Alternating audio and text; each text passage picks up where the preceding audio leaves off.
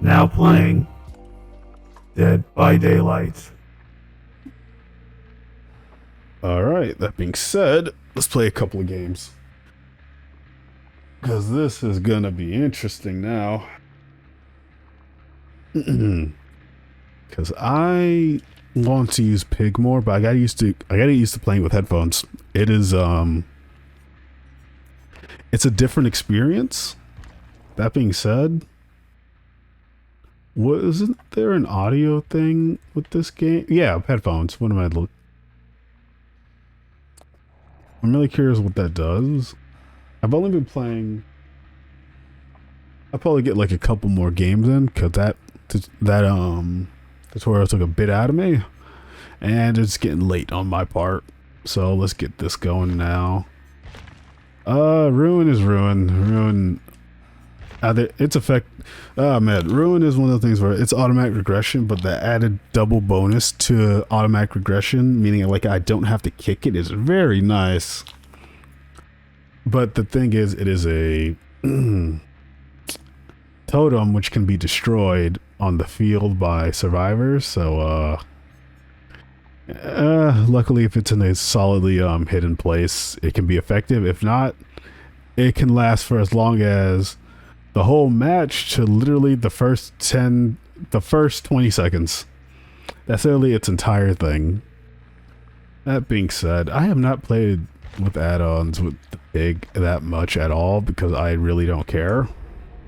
Like I've realized that it's better to learn a killer without add-ons first to get used to them and kind of develop your own technique with them, and then add add-ons just to flare it up a bit if you feel like it. But in all regards, do not rely on add-ons because that's the last thing you want to do. Because the moment you don't have that one add-on, you're like, oh crap, what do I do? Or like you're not used to playing a build without it. I'm good. Let's see how long a game takes here. You know, yeah, and I'm gonna make this the last one. This is gonna be a short one, but I got what I wanted to say out of it. Sloppy, but I still think it explained what needed to be done. I know I didn't explain hexes or I don't know. I don't think I explained like being into the game too well because I'm in the game as well, so I gotta kind of focus on that regard. Because I still want to make it fun for the survivors as well. Like it's a multiplayer game. And it's one of those ones where it's multiplayer against 2, and it's not competitive. If this game was more competitive, it would have an official rank, and this game doesn't. So, like that means it's kind of just like fun for everyone kind of deal. And there are moments where like, yeah, no, you choose a build just to be just to troll or like just to have some fun, but like it's the way the developers have it. If they wanted to segregate their player base in their own game, they would, but like it's fine. It just makes it more difficult for balancing. You'll get like a lot of different complaints about things, but like this game is fun, but it can be quite annoying at times as well. Because there's still something that even I find to be annoying, and I haven't experienced it as much as I used to. But like there are moments where essentially if no generators are getting done, or like survivors can literally stall a game, and it happens very rarely, but it's very annoying because this game has what's essentially matchmaking penalties, and you can't quit out of a game. So you either have to find them and kill them, which survivors, when they hide, it can be the most annoying thing in the world. So like I'm fine with them hiding as long as they're getting the gens done and they're doing an objective, but the moment they hide just to hide, it just becomes like a headache. And you don't want to deal, but you don't want to quit out either. Because then it becomes like, oh yeah, you quit out of a match midway through. Well, obviously you were rage quitting. Like, no, I was dealing with survivors who were hiding all the time, but it's not something you can really prove, so there's no winning there. But this game is gives the satisfaction of a cat and mouse chase. It's just like I do not like recommend this game for competitive people at all. Cause it would like literally like their first thought is I have to get 4 kills. Like, no. Aim for 2. Literally that's it. Once you aim for 2, you're pretty much set. After that, then it kind of just depends on what happens after that. Because you could get low, you can get a snowball effect, or the game could just go back and continue on as usual. I prefer the 2-man approach because that makes things easier on my mentality of trying to keep track of what's happening. There's one thing I do wish they would add, just show a marker of how many times a person's been hooked by on the player icon, because it's very difficult for me to keep track of. I do like the one thing about this game though I do find interesting is like unlike stuff like Call of Duty or Battlefield or stuff like that, this game requires kind of prediction and kind of knowing a certain type of person just based on the way they play. And a lot of like high level Dead by Daylight players do a great job of just displaying their kind of ability to read a person. Like how right now Among Us is popular, and that right there is another one of like 1,000 like Find the Traitor games that kind of is used to show a person's tell and how to work from there. That being said, let's see if I can figure out how to better use headphones in this regard, because I'm not grand at it. And I really like maps with upstairs and downstairs are very annoying for me. Because like I don't care about the downstairs one. And usually my rule is to rotate around and go to the right. But like they didn't really give me much leeway.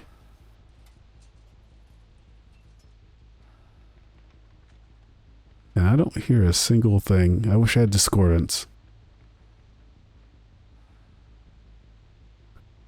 Oh, please don't be one of these games where I can't find anybody.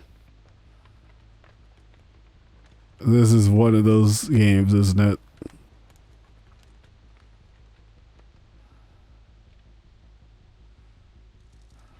Yeah, no, I'm sneaking around because I can't hear anybody. And they're probably downstairs. Oh no, they're over here.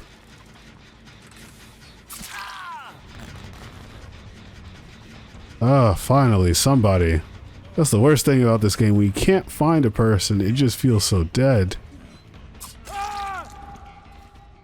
Alright, so we're going to pop one on him. And if there's still other people, that means they are working on generators. And it should activate eventually.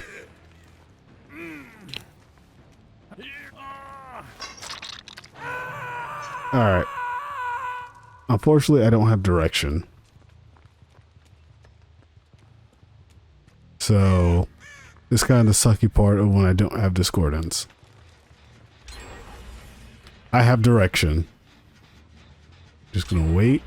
I have 2 directions. Oh, there was someone down here. Interesting. Oh, yep. So I'm not going to go after him because I prefer to go after other people. Like I really just like at least my rules should try to hit one person at least before going after someone else. How? That was a bad hit if I've ever seen one. Alright, hopefully she drops. Or never mind. So the fact that they have at least 2 generators done, I'm gonna put another trap on. It's very hard to like try to tactically choose where to put traps on because everyone has a different method for it. It's just that like they're not kind. Is he down there? Yep.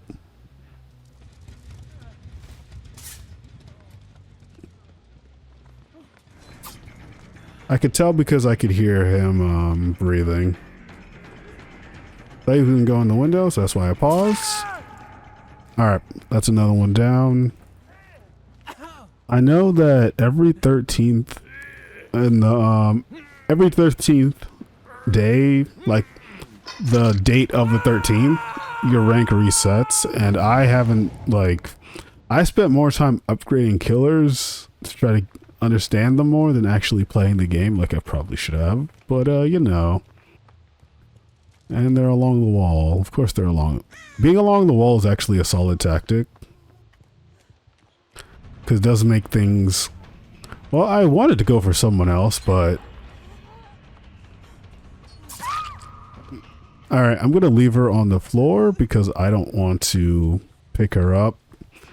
Slugging is kind of annoying. And I did just see someone with a toolbox, and that is someone more important to me. And luckily that door is blocked by a kickable, so I don't have to activate that. Going into the building is kind of annoying because it's hard to track them. So we're going to rotate around and wait for her. Like so.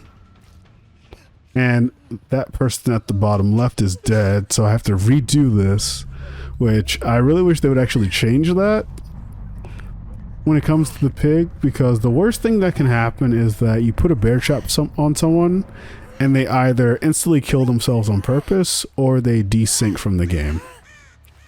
You both A, wasted a slot, and B, she might get out of this. Yeah, she got out of it.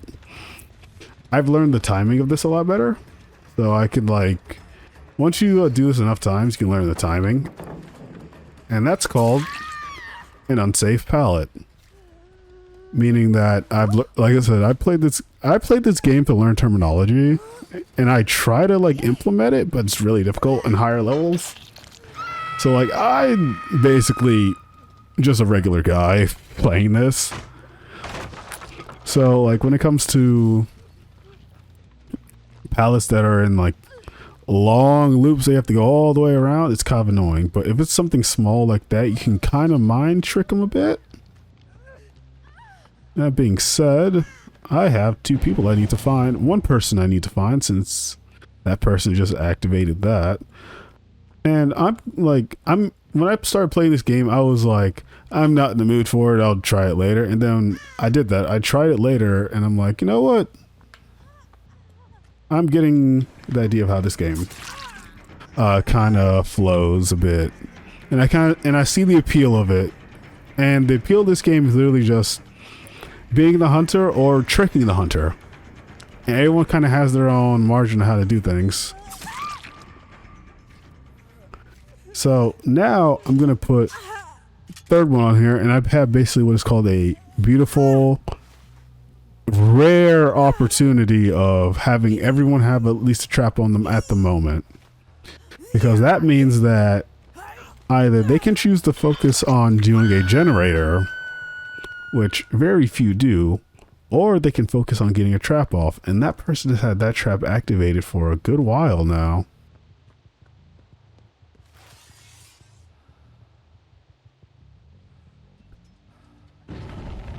And she decided to go for the save instead of deactivate her trap. And I'm not going to go for her because her trap's soon to be activated. Her trap, however, is inactive. And that was a bad swipe on my part. Wow, I am doing terrible things right now. There we go. So this is when I grab her, and this is rare scenario where I do this. And here's the hard part about this game: finding the person you downed like a distance away, because people can crawl really fast out of this area.